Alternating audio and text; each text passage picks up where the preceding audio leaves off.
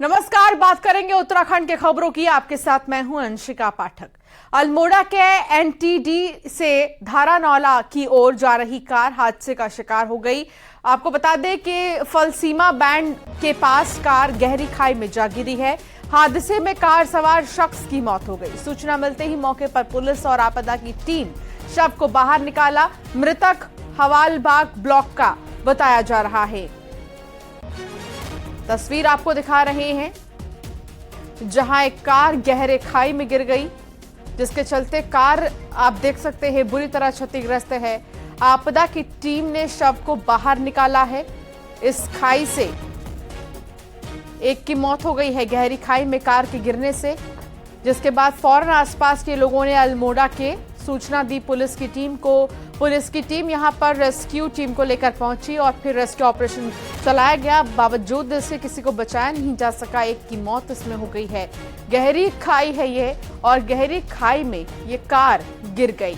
आपदा टीम ने शव को खाई से बाहर निकाल लिया है, लेकिन अफसोस उस व्यक्ति की मौत हो गई है। गहरी खाई में गिरने की वजह से ये बड़ा हादसा हुआ है। कार आप देख सकते हैं बुरी तरह क्षतिग्रस्त है।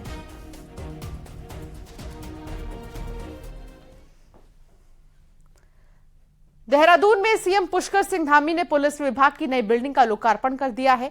पुलिस विभाग की नवनिर्मित बिल्डिंग को सरदार पटेल भवन नाम दिया गया है। नई बिल्डिंग बनने के बाद अब पुलिस विभाग के सभी ऑफिस एक ही छत के नीचे रहेंगे। पुलिस का रेंज ऑफिस, ट्रैफिक निदेशालय, फायर ब्रिगेड का ऑफिस भी मौजूद है।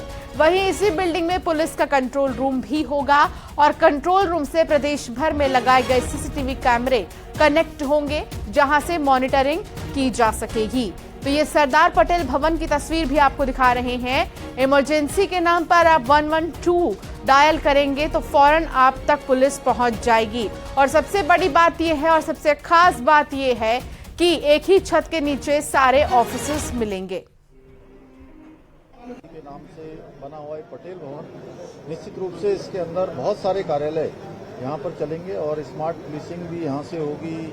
112 भी का भी कार्यालय इसके अंदर होगा और भी अन्य कार्यालय एक स्थान पर होने से जहाँ आपस में एक दूसरे के बीच में कम्युनिकेशन करने में, आने जाने में जो एक समय खराब होता था वो समय नहीं लगेगा और जल्दी से जल्दी काम होंगे, लोगों को राहत मिलेगी। और हमारा भी यही है कि उत्तराखंड की हमारी पुलिस हर क्षेत्र में अच्छा काम करे, उसको लेकर ये भवन निश्चित रूप से एक मील का पत्थर साबित होगा। अंतर्राष्ट्रीय योग दिवस पर सीएम पुष्कर सिंह धामी हरिद्वार में पतंजलि योगपीठ के योग कार्यक्रम में शिरकत करेंगे और इस दौरान बाबा रामदेव भी मौजूद रहेंगे। इसके बाद सीएम अल्मोड़ा जाएंगे, जहां प्रसिद्ध जागेश्वर धाम में उनका योग का कार्यक्रम है। योग दिवस को लेकर मुख्यमंत्री पुष्कर सिंह धामी ने प्रधानमंत्री का आभार जताते हुए कहा कि उनके कारण आज पूरा विश्व योग दिवस मना रहा है। सीएम ने कहा कि उत्तराखंड में भी धार्मिक, आध्यात्मिक और सांस्कृतिक महत्व के स्थानों के साथ ही हर जगह योग दिवस को धूमधाम से मनाया जाएगा। जागेश्वर में योग कार्यक्रम में भाग लेंगे पुष्कर सिंह धामी और सबसे बड़ी बात यह है कि सिर्फ एक जगह नहीं बल्कि 2 अलग अलग जगहों पर योग दिवस के दिन पुष्कर सिंह धामी भाग लेंगे, योगा करेंगे और जागरूक करेंगे पूरे राज्य के साथ साथ देश को कि आज के समय में जो योगा है वो कितना जरूरी है।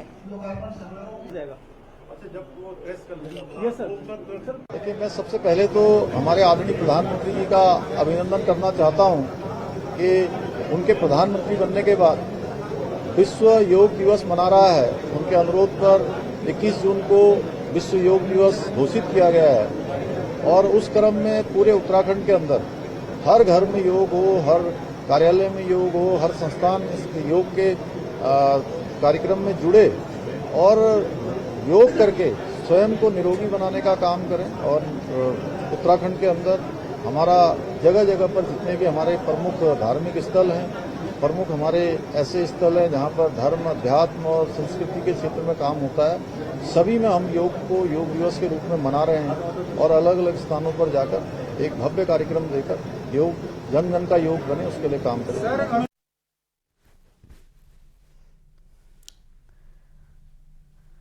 चंपावत को आदर्श जिला बनाने के लिए सीएम पुष्कर सिंह धामी ने अधिकारियों के साथ एक मीटिंग की और इस दौरान चंपावत को आदर्श जनपद बनाने के रोड मैप पर भी चर्चा हुई है। इसके साथ ही चंपावत के विकास को लेकर डॉक्यूमेंट का भी अनावरण हुआ है और साथ ही इसमें चर्चा की गई है कि जब आदर्श जनपद बना दिया जाएगा चंपावत को, तो ऐसे में बहुत सी ऐसी सुविधाएं हैं, व्यवस्थाएं हैं जिनको दुरुस्त करने में आसानी होगी।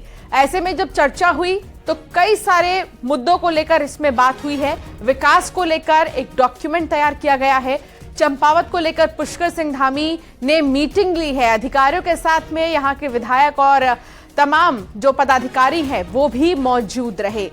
चंपावत को आदर्श जनपद बनाना है, जिसको लेकर ये मीटिंग हुई है। सुनील नवप्रभात हमारे संवाददाता हमारे साथ जुड़ गए हैं। सुनील, आदर्श जनपद बनाना है चंपावत को, जिसको लेकर ये मीटिंग हुई है, क्या कुछ बातचीत हुई इस मीटिंग में?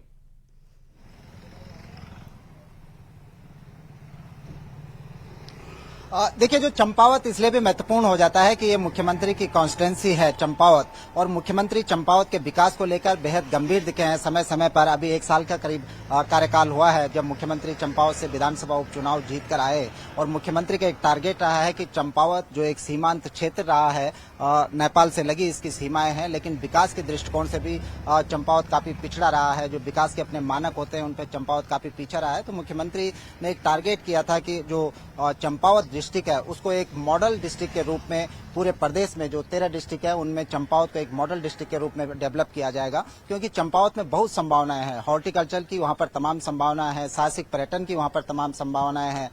तो इन तमाम चीजों को लेकर एक रोड मैप इस मीटिंग में तय किया गया। अभी तक चंपावत के विकास के लिए क्या क्या कार्य किए गए, जो योजनाएं हैं, जो मुख्यमंत्री की घोषणाएं थी वो घोषणाएं कितनी कंप्लीट हो गई, कितनी घोषणाएं अभी पाइपलाइन में हैं, इन तमाम इश्यूज पर चर्चा की गई। इसके साथ साथ जो प्रधानमंत्री कार्यालय के जो प्रतिनिधि यहां पर पहुंचे थे उनसे भी वैज्ञानिक साइंटिफिक इनपुट लिए गए कि किस तरह से अगर चंपावत को आदर्श जनपद बना दिया जाता है तो ऐसे में चंपावत वासियों के लिए कितना बेहतर होगा और इसके विकास को लेकर कितनी गति मिलेगी?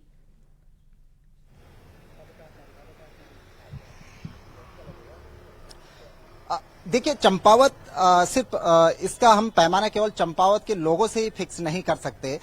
एक मॉडल के तौर पर चंपावत को मुख्यमंत्री दिखाना चाहते हैं कि किस तरह से यदि आप काम करना चाहते हैं, यदि सरकारें काम करना चाहें, यदि जनप्रतिनिधि क्षेत्र के विकास के लिए काम करना चाहें, तो किस तरह से एक सीमांत एरिया को भी, एक दूर दराज के एरिया को भी डेवलप किया जा सकता है, किस तरह से वहां पर पर्यटन गतिविधियां बढ़ाई जा सकती है, किस तरह से रोजगार सृजन किया जा सकता है, और किस तरह से लोगों की आजीविका को वहां पर आजीविका के साधन वहां पर पैदा किए जा सकते हैं। इन तमाम चीजों को लेकर मुख्यमंत्री ने जो वहां पर आधारभूत संरचनाएं हैं।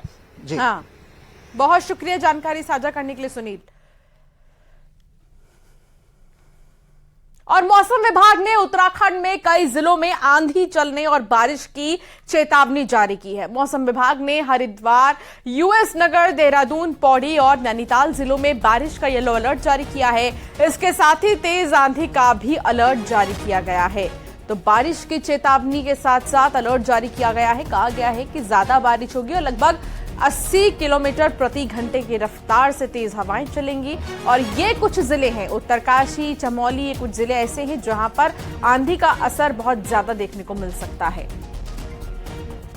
उत्तराखंड में मौसम विभाग ने एक बार फिर मौसम का येलो अलर्ट जारी किया है। इस दौरान काफी बारिश देखने को मिल सकती है। कई जिलों में भारी से भारी बारिश देखने को मिलेगी, तो वहीं मैदानी क्षेत्रों में भी हल्की फुल्की बारिश देखने के आसार रहेंगे। इसी के साथ ही बिजली कड़कने के साथ 80 किलोमीटर प्रति घंटा की रफ्तार से तेज हवाएं चलने की उम्मीद जताई जा रही है। ऐसे में मौसम विभाग ने सभी को अलर्ट रहने के लिए कहा है और अलग अलग विभाग के अधिकारियों को भी अलर्ट रहने के लिए कहा है। साथ ही जिलों के जो जिला अधिकारी हैं उनको अलर्ट मोड पर रखा गया है। कैमरा पर्सन संदीप नेगी के साथ विशाल गर्ग, न्यूज 18, देहरादून। खबर चारधाम यात्रा को लेकर आ रही है, जहां चारधाम यात्रा में तीर्थयात्रियों की संख्या कम होने लगी है। देखा जा रहा है कि जून के महीने में केदारनाथ, बद्रीनाथ, गंगोत्री और यमुनोत्री धाम में यात्रियों की संख्या में कमी आई है। जहां केदारनाथ में रोज 15,000 से भी कम तीर्थयात्री पहुंच रहे हैं, वहीं 18 जून को गंगोत्री में 7,000 के करीब श्रद्धालु पहुंचे। यमुनोत्री में 5000 के करीब ही दर्शन के लिए श्रद्धालु पहुंचे। तीर्थयात्रियों की संख्या कम होने की वजह छुट्टियों के बाद स्कूल खुलना और बरसात का मौसम माना जा रहा है।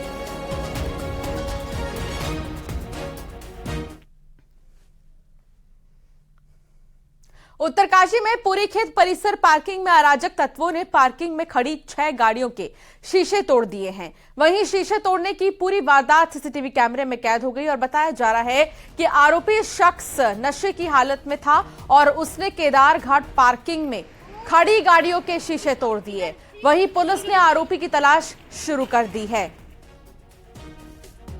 ये तस्वीर आपको दिखा रहे हैं कार की, जिसके शीशे तोड़े गए हैं पीछे की तरफ, और जिस व्यक्ति ने शीशे तोड़े हैं वो व्यक्ति नशे में बताया जा रहा है। हालांकि उसकी अभी तक गिरफ्तारी नहीं हो पाई है, जिसको लेकर पुलिस अभी जांच कर रही है। जांच पड़ताल में पुलिस जुट गई है।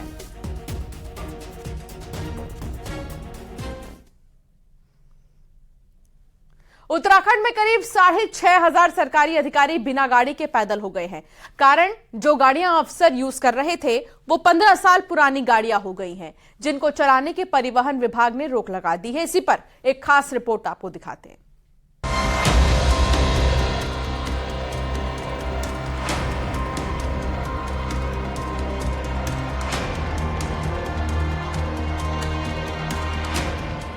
केंद्र सरकार के एक आदेश के बाद 15 साल की उम्र पूरी कर चुकी सरकारी गाड़ियों के संचालन पर रोक लगा दी गई है। इनका रजिस्ट्रेशन अब रिन्यू नहीं होगा। परिवहन विभाग ने सभी सरकारी विभागों को पत्र भेजकर ऐसी सभी गाड़ियों का संचालन बंद कर उनको स्क्रैप करने के आदेश दिए थे। परिवहन विभाग के आंकड़ों के मुताबिक उत्तराखंड में करीब ऐसी 6500 सरकारी गाड़ियां हैं जो अब 15 साल पूरे हो जाने पर डंप कर दी गई हैं। इसमें केंद्र और राज्य सरकार के विभागों के साथ ही निकायों की गाड़ियां भी शामिल हैं। देखिए, केंद्र सरकार ने जितने भी सरकारी विभाग में गाड़ियां लगी हुई हैं उनके लिए ये निर्देश जारी कर दिए थे कि कोई भी गाड़ी जो 15 साल से पुरानी है उनको 31 मार्च से पहले स्क्रैप कर दिया जाएगा। और इन गाड़ियों के जो अभी हमारे उत्तराखंड के अंदर हैं लगभग ऐसी 6 से 6500 गाड़ियां हैं जो कि 15 साल से ऊपर हैं और सरकारी विभाग में लगी हुई हैं। गाड़ियों के खड़े होने से कई अधिकारी पैदल हो गए हैं, तो इन गाड़ियों के ड्राइवर भी बिना काम के बैठे हैं। उधर सरकार का कहना है कि विभाग या तो आउटसोर्स पर गाड़ियां लें या फिर खुद की गाड़ी कैरी करें। खुद की गाड़ी कैरी करने पर प्रतिपूर्ति की सुविधा दी जाएगी। वाहन स्वामियों को भी बढ़ाकर प्रतिपूर्ति दी जाएगी। कि कई अधिकारी कर्मचारी जिनकी अलग अलग कैटेगरीज में डिफाइन किया गया था कि अगर वो स्वयं की गाड़ी का इस्तेमाल करते हैं तो उनको कितना मासिक प्रतिपूर्ति अनुमान्य होगी। द्वितीय विकल्प ये दिया गया था कि जो आउटसोर्सिंग के माध्यम से गाड़ी लेने की व्यवस्था को प्रोत्साहित किया जाए। तीसरा, हम लोगों ने ये विकल्प उस जियो में भी दिया है कि ई व्हीकल्स को भी प्रोत्साहित किया जाए। राज्य सरकार 15 साल की उम्र पूरे कर चुके निजी और व्यावसायिक वाहनों को स्क्रैप करने के लिए विशेष प्रोत्साहन दे रही है। दरअसल पुराने वाहनों को प्रदूषण फैलाने का अहम कारण माना जा रहा है।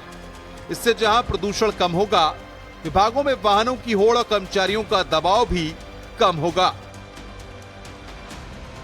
न्यूज 18 के लिए देहरादून से सुनील नवप्रभात की रिपोर्ट।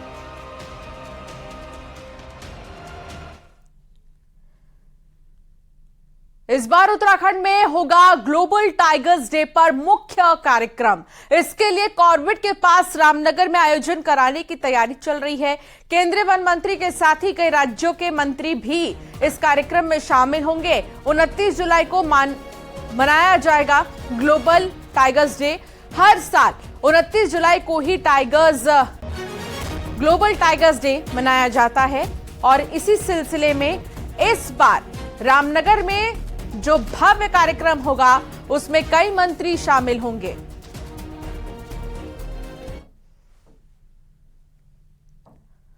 और यहां वक्त तो चला एक छोटे से ब्रेक का, खबरों का सिलसिला जारी है।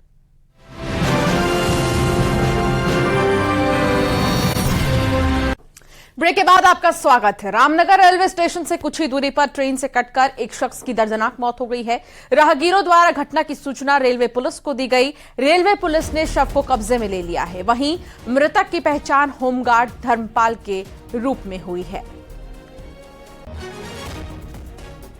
ये पूरा मामला रामनगर का है। ट्रेन से कटकर एक शख्स की मौत हो गई।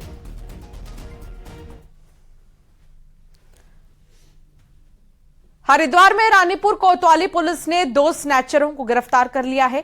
रानीपुर कोतवाली क्षेत्र में शिवालिक नगर और BHEL में पिछले 1 हफ्ते में एक के बाद एक चेन स्नैचिंग की वारदातें हुई थी, जिसके बाद कोतवाली पुलिस और CIU ने मामले की जांच करते हुए 2 युवकों को गिरफ्तार किया है। सोनू और जितेंद्र नाम के दोनों युवक यूपी के बरेली के रहने वाले हैं। तो दोनों ही स्नैचर हैं, दोनों ही चेन स्नैचिंग की घटना को अंजाम दे रहे थे। ऐसी वारदात को ये सरेआम कर रहे थे, जिसके बाद जब शिकायत की गई पुलिस पे तो पुलिस एक्टिव हो गई और फिर इन दोनों को ही पकड़ लिया गया है, इन दोनों को ही गिरफ्तार कर लिया गया है। जानने की कोशिश ये होगी कि आखिर इनका कितना बड़ा नेटवर्क था। हमारे द्वारा इसमें टीमों का गठन किया गया, उन्होंने अलग अलग टास्क दिए गए। इसी क्रम में हमें एक सफलता हासिल हुई है, जिसमें 2 लोग गिरफ्तार हुए हैं, जिनके द्वारा शहर क्षेत्र में चेन स्नैचिंग की घटना को कारित की गई थी। क्योंकि अभियोग पंजीकृत था, अभियुक्त मिल गए हैं, इसमें आगे की कार्रवाई की जाएगी। खबर काशीपुर से है, जहां पुलिस कस्टडी से कैदी फरार हो गया है। अल्मोड़ा से बिजनौर पेशी पर जा रहा था कैदी, पुलिस को चकमा देकर हथकड़ी सहित फरार हुआ है। पुलिस कैदी की तलाश में जुटी हुई है, हालांकि चकमा देकर ये कैदी फरार हुआ है। पुलिस भी जांच कर रही है, पुलिस भी जांच में जुटी है। पुलिस कस्टडी में था ये कैदी लंबे समय से। अल्मोड़ा से बिजनौर पेशी के लिए ये जा रहा था, लेकिन बीच में ही पुलिस को चकमा देकर हथकड़ी के साथ ये फरार हो गया।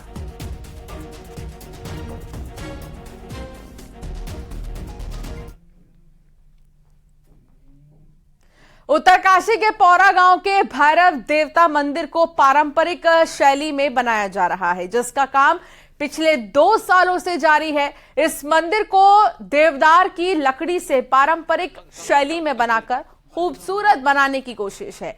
पुरोला के पोरा गांव में स्थित भैरव मंदिर के प्रति श्रद्धालुओं की बड़ी श्रद्धा है।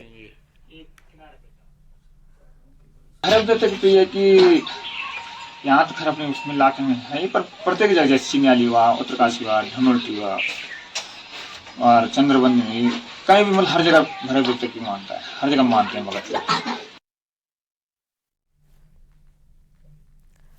हरिद्वार में गंगा घाट पर एक युवक और दूसरे समुदाय के कुछ लोगों में हुई नोकझोंक मामले में युवक सामने आ गया। घटना के वीडियो में नजर आ रही ऋषभ नाम के युवक ने बताया कि 16 जून को जब वो अपने परिवार के साथ अग्रसेन घाट पर गया हुआ था, तो वहां मौजूद कुछ लोग गंगा में स्नान करते हुए अमर्यादित गतिविधियां कर रहे थे, इसीलिए उन्हें टोका गया और घाट से जाने के लिए कहा गया।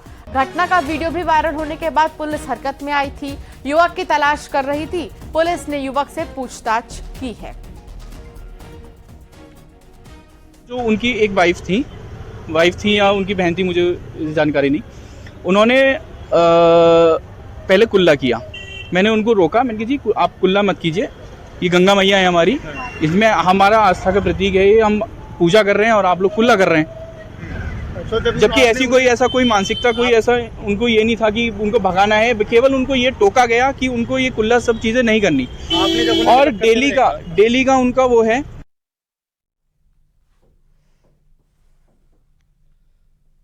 यहां रुकना होगा एक छोटे से ब्रेक के लिए, आप बने रहिए।